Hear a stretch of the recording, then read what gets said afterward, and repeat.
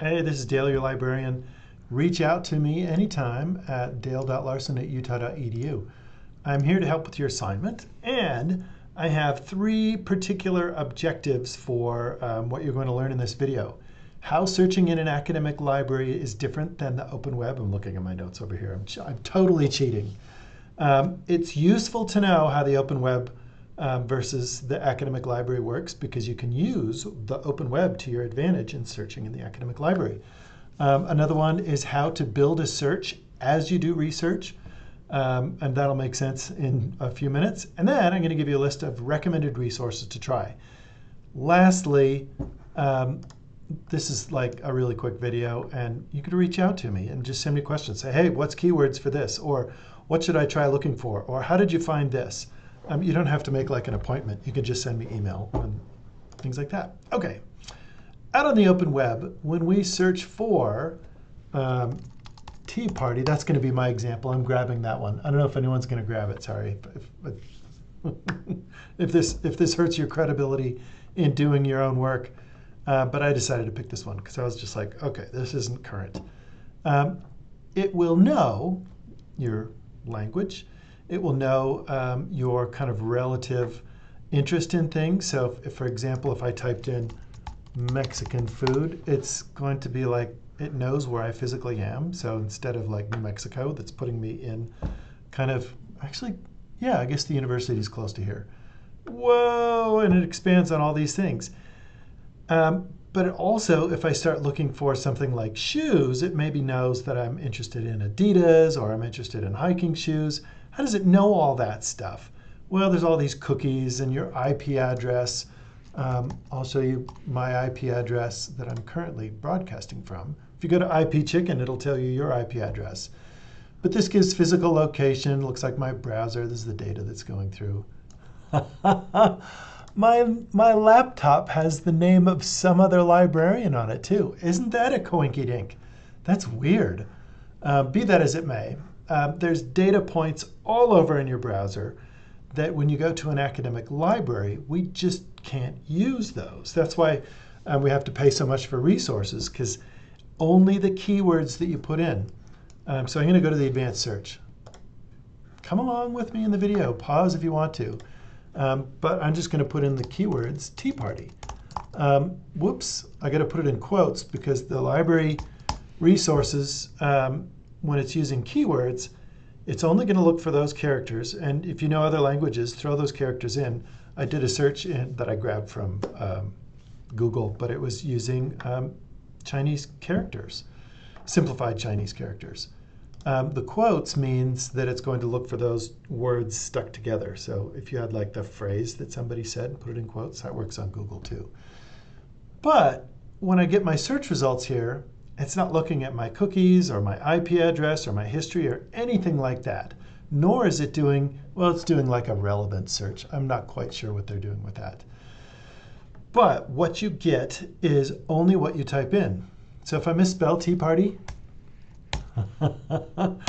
here's the big test. Oh no, if I misspelled Tea Party and I do Tea Parto, you can see I get different results. So spelling counts. It's not going to guess. Also, it's not going to know synonyms. So I might have to put in a synonym like taxed enough already. Did you know that that's what the Tea Party stands for? So I have to put in synonyms. So everything that you type in matters.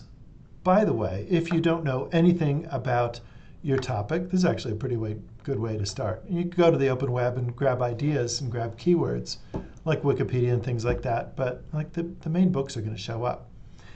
Here's something that you can do. I would say if you need to go to peer-reviewed, or if you need to find books, that's a great way of getting those biographies and the significance or what matters in a movement.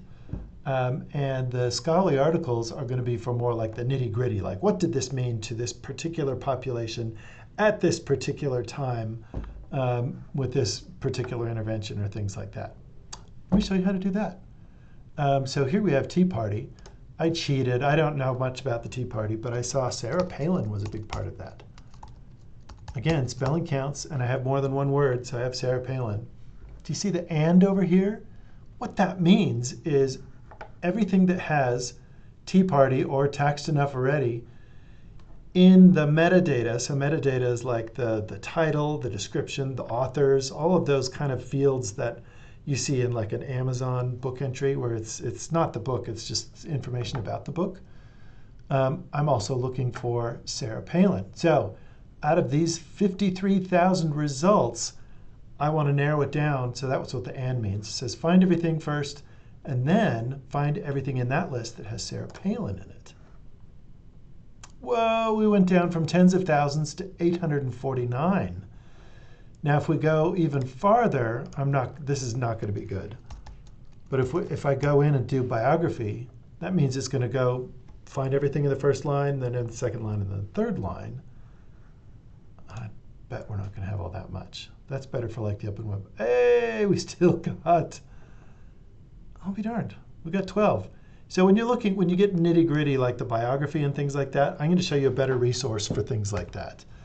But this is where you would find things like why this person mattered. Let me look at the syllabus here, or the assignment. We're looking for impact.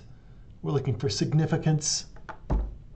So here's Dale's recommendation at the outset. When you're looking at keywords and things like this, go through and see if there's something that looks interesting to you. And I bet you could glean a lot of those things from there because your voice matters in this paper, which is why you have that AI statement. We're not looking for you to go out and grab something. We want to know what you have to say. And you're comparing it with yourself, right? So they might, if you look at the keynote speech of Sarah Palin, they're probably going to say what matters. So you can read between and don't look for those specific things like you would on the open web, but look for something where this person says something or somebody posts something about them, and then they're probably likely to answer all of those questions. I mean, one's right here. Oh, Sarah Palin was governor of Alaska from 2006 to 2010 and a Republican nominee for VP. So that you might have to kind of infer and dig and process some of those things, but I'll make it easier on you. Another keyword search. We were looking at, so I don't know if there's a leader for this, but I was looking for students. So that's a population, student or students or college or higher education. I'm trying to think of all these ways that they would talk about it. Ooh, undergraduate. I can get rid of Sarah Palin. So again, we start out with this. The related terms and synonyms we have to figure out as we go. So there's a lot of stuff about higher education. Hey, cool. There's other languages. Higher education, unequal society. Now let's add the word protest. What's another name for a protest? Or sit-in, or I don't know if it would be. But what's the name of the phenomenon that's going on? So we're narrowing it down from higher ed to protests. Whoa, activism. So did you see where I grabbed that? Activism, politics, struggle. I like that. So when you go through these things, the authors want your topic to be easy to find, and so they might describe it in different ways. So activism, that's a good one. So we went from 1.2 to 1.5. So as you go, keep track of your keywords in a list. Looks like activism was a really good one. Representation. Okay, now let's add the last one. Palestine or Palestinian. And there might be a whole host of different words that are related to that you can sample. But again, it's just looking for these characters. So we go from 1.5 million to 35,000. So here's the thing. Some conflicts have been going on for a long time. So when we were looking at the Tea Party, that's kind of a very short, narrow range. So for this one, I would recommend that you go down to the date and you could say, okay, I'm not interested.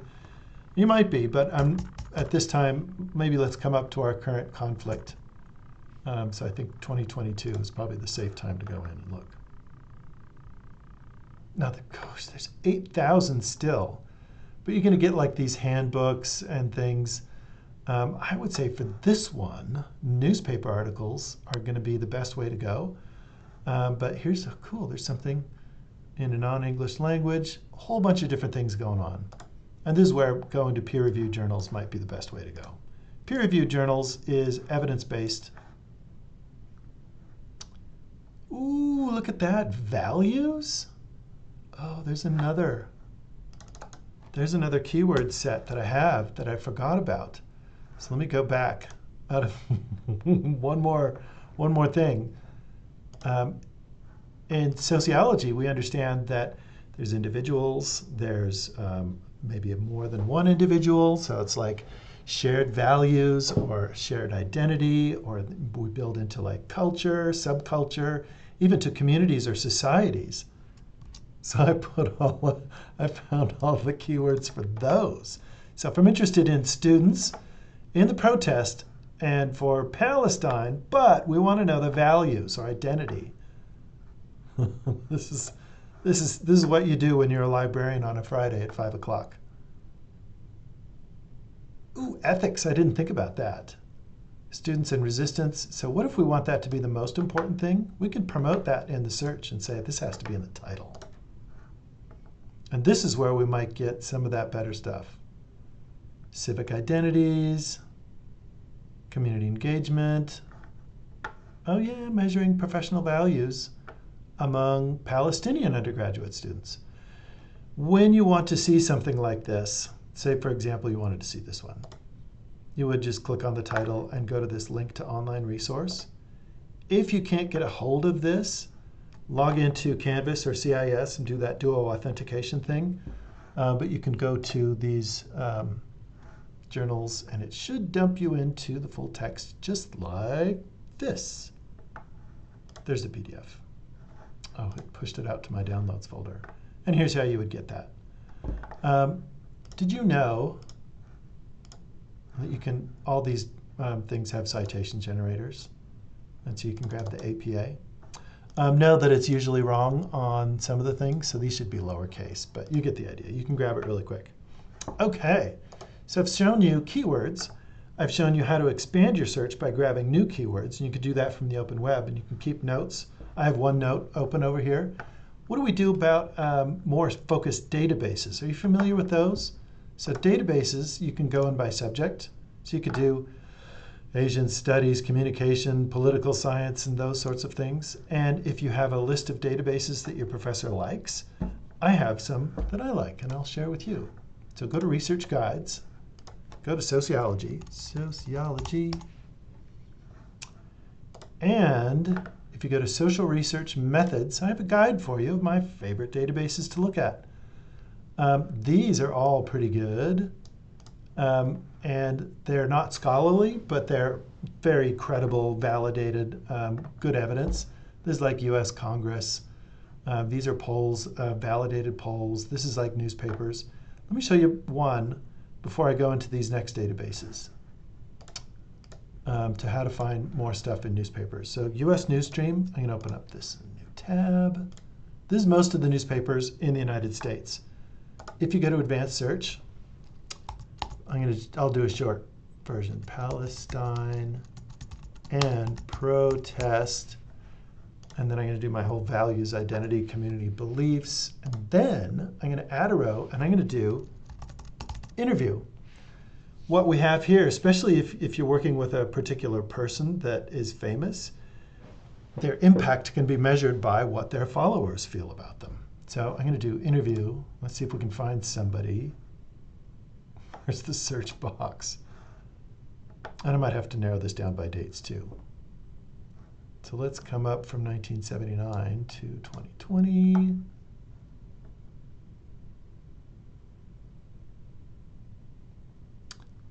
And then, so if you knew the name of somebody, but here's like a Palestine-Israeli Affairs Director, Khaled. It's an interview with them where they are representing the Palestine-Israeli affairs, And whatever they say represents that larger group. That's impact. So if the person, so let's see if there's like, let's see if we can find Sarah Palin. You can go back to modify search. Let's get rid of that. And let's go back to Sarah Palin. So now I'm just looking, I'm not even putting in Tea Party. Let's just assume Sarah Palin's got some values and identity. Whoa, look at all this timeline stuff. Let's see in the last couple of years if anyone interviewed Sarah Palin. Interview foreign minister, interview with Senator Tom Cotton, media buzz. Okay. Getting panned by another VP candidate. These are newspaper articles. By the way, these have citation generators too. Okay. Favorite databases for you to try. This is the very end of my long video. Sociological Abstracts is pure gold, and there's a lot of sociological, community, society, values, and identity, and things like that. This is great. A lot of scholarly stuff in here. Social Science Premium Collection is also really good. If you're interested in the impact, if there's equity issues, all of these are great, but you might want to put the name of the movement in there too, if you're looking for the values of the movement. PsycInfo is pretty good, but typically with the more higher societal issues. So like gender disparity, racial disparity, political violence, and things like that might show up here more than the Tea Party, where I'm not sure if anyone got hurt with the Tea Party, whereas the Black Lives Movement, Black Lives Matter, dealt with lots of heavy racial-based violence. But your results may vary. This is public policy. This is nursing. Maybe if you're looking for evidence of people getting hurt or not having the rights. But these are my favorites. Don't